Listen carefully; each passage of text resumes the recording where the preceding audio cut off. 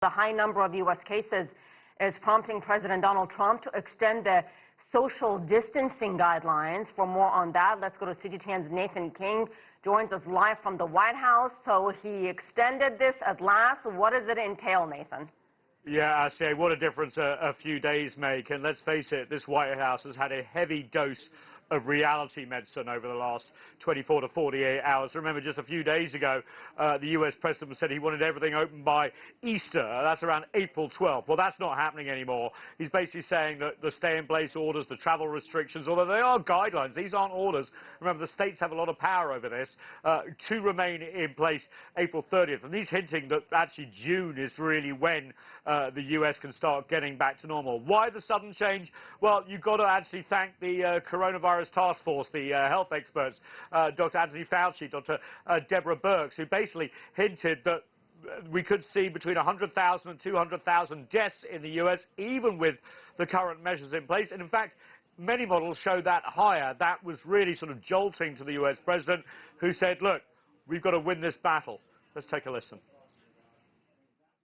Nothing would be worse than declaring victory before the victory is won.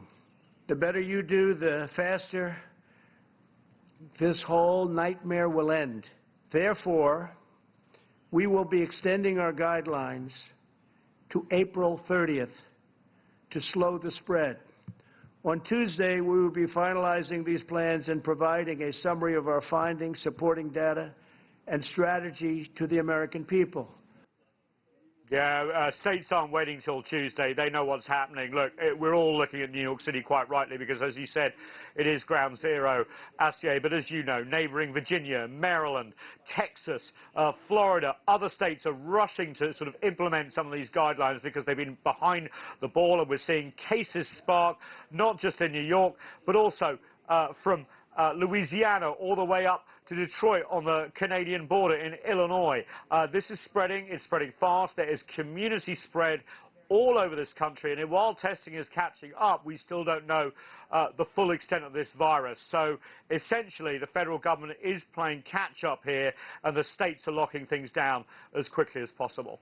And Nathan, let me switch gears and talk about all the aid that China has been sending to every corner of the world that really needs these medical supplies.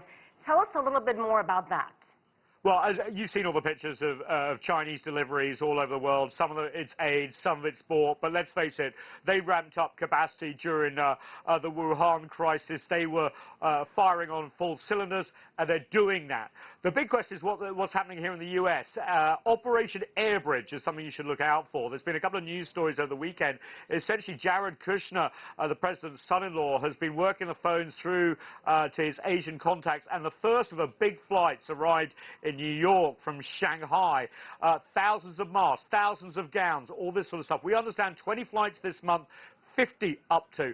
Look, they don't want to say the word China, but obviously there's huge amounts of supplies coming in right now from China and the rest of Asia that the U.S. cannot fill by getting companies to ramp up production. It's going to take months for them. It takes days to fly from China, and that's exactly what's happening.